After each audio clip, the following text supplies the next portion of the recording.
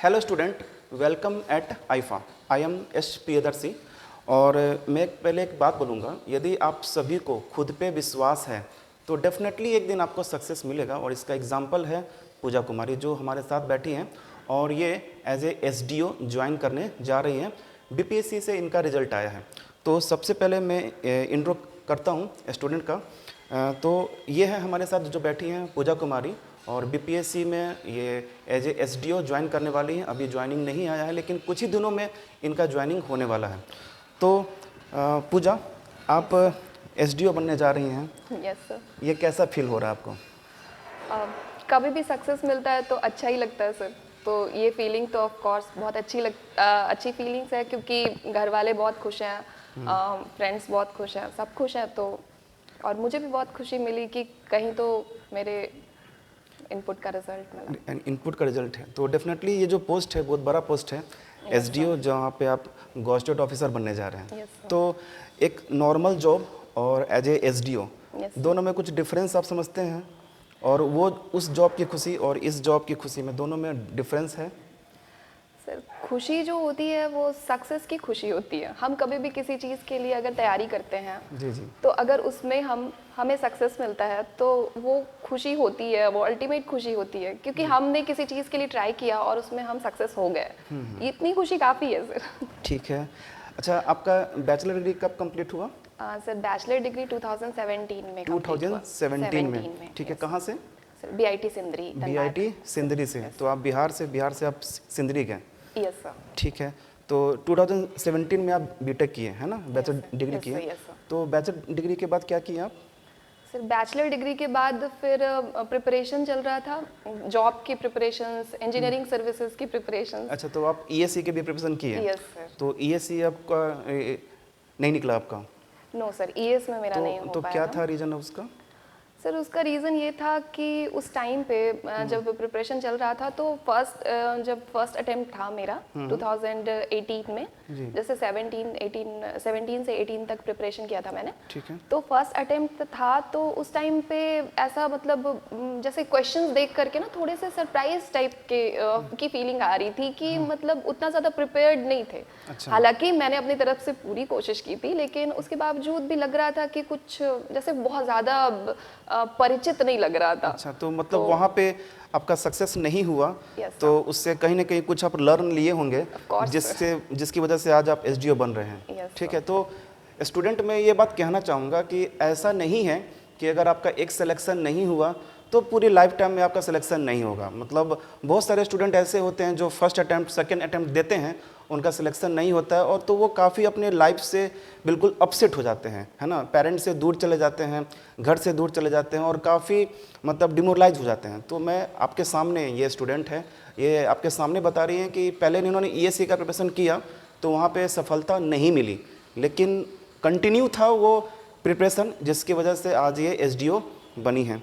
ठीक है सर, एक बात मैं यहाँ पे ऐड करना चाहूँगी। जैसे इंजीनियरिंग सर्विसेज की प्रिपरेशन जब मैं कर रही थी तो उस टाइम पे ऐसा मतलब बीपीएससी का उस समय तक तो फॉर्म भी नहीं निकला था ना। फॉर्म नहीं निकला था। तो उस टाइम पे तो इंजीनियरिंग सर्विसेज की ही तैयारी पूरी तरह से चल रही थी। लेकिन सर, इंजीनियरिंग सर्विसेज में हुआ तो नहीं मेरा, लेकिन उसी का प्रिपरेशन जो है ना वो बीपीएससी के लिए बेस का काम तो किया। डेफिनेटली अगर आप प्रिपरेशन कंटिन्यू रखते हैं तो कहीं ना कहीं उसका तो यूज तो होगा ही होगा। यस सर, वही।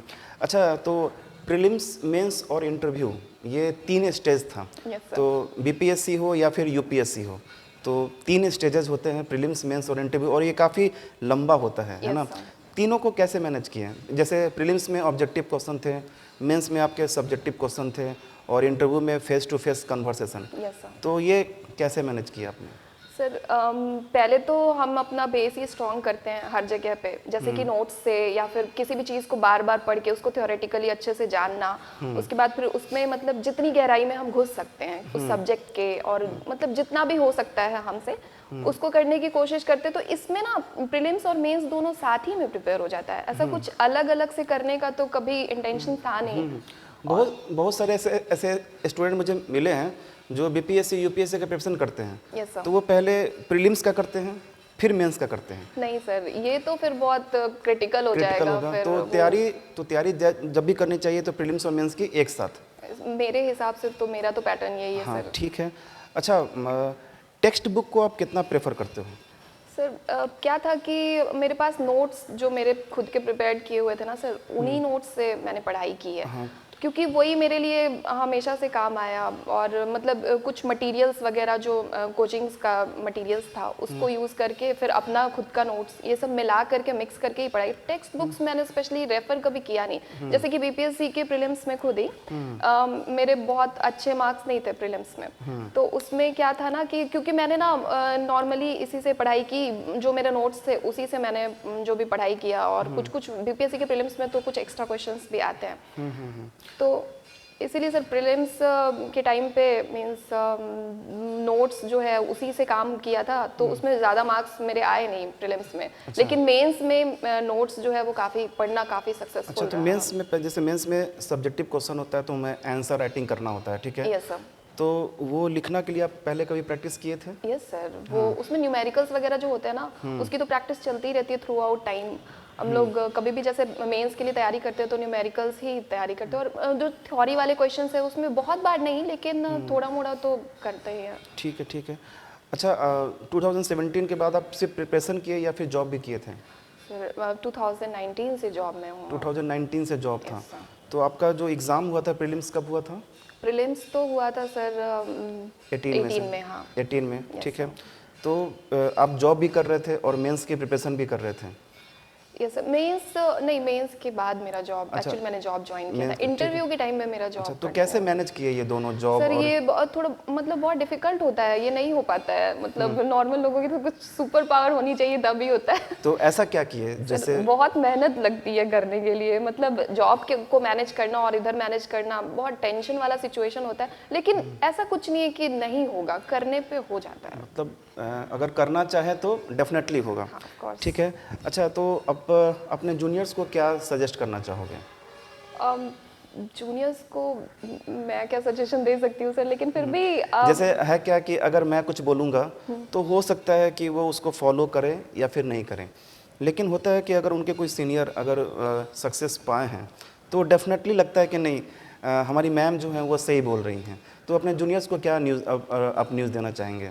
सर जूनियर्स को तो बस इतना ही कहना चाहूँगी कि ऐसा कुछ नहीं होता कि कुछ भी मुश्किल होता है या कुछ भी आसान होता है। हम जितना एफर्ट डालते हैं ना उसके अकॉर्डिंग ही चीज़ें मुश्किल या आसान होती है। आसान होती है, मतलब कहने का मतलब ये कि अगर हम इफ़ोर्ट डालेंगे, ठीक है, तो डेफिनेटली उसका आउटकम्स निकलेगा ही निकलेगा।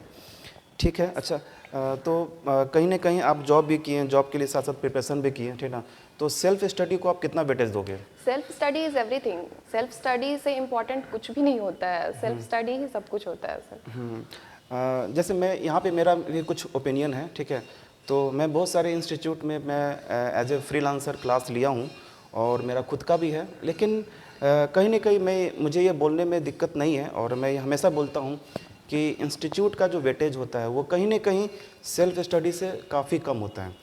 तो आप कहीं भी आप प्रिपरेशन अगर कर रहे हो, ठीक है, जब तक आप सेल्फ स्टडी नहीं करोगे, टीचर आपको एक पैकेज बना के आपको दे सकते हैं। टीचर कॉम्प्लेक्स चीज़ों को आपके लिए आसान बना सकते हैं, लेकिन जब तक आप सेल्फ स्टडी नहीं करोगे तब तक अगर आप ये उम्मीद करते हो कि आप सक्सेस पा लोगे तो ये एक ड्रीम है, और ड्रीम तो तभी पूरा होगा जब आप उस पर लगोगे, है ना?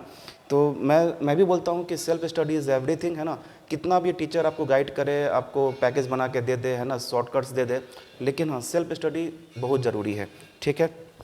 तो ये बताइए कितने घंटे, मतलब अगर प्रीलिम्स की बात करूँ, मेंस की बात करूँ, इंटरव्यू की बात करूँ, तो कितने घंटे आप देते थे अपने स्टडी को? जितना टाइम मिलता था सारा। फिर भी ऑन एन एवरेज कितना टाइम देते थे? सर वो डिपेंड करता है ना, जैसे कि मतलब कभी कभी तो ऐसा भी होता था कि जैसे थ्रू आउट द वीक के बारे में मेरा चलता था, उस तरह का पैटर्न चलता था। तो कभी कभी जैसे शुरू से थोड़ा सा टाइम देना होता है हम लोगों को खुद, थोड़ा रिक्रिएशन के लिए भी, कि थोड़ा दिमाग जो है वो स्टेबल हो जाए नॉर्मल तरीके से। कंटिन्यूअसली पढ़ाई करते रहने पे फिर दिक्कत हो जाती है, फिर दिमाग में घुसने नहीं लगता एक टाइम के बाद। तो इसीलिए उतना टाइम, जैसे कि जब जॉब नहीं करी तो उसमें तो आराम से 8 आवर्स तो चला ही जाता था। 8 आवर्स ना? हाँ, लेकिन उसके अलावा अगर पढ़ना होता था तो थोड़े गैपिंग के बाद, जैसे कहीं घूम लिया या फिर कुछ भी कहीं पे भी चले गए, उसके बाद फिर थोड़े टाइम बाद तभी वापस दिमाग में अच्छा, जाता था। जनरल स्टडीज़ को कैसे मैनेज किया?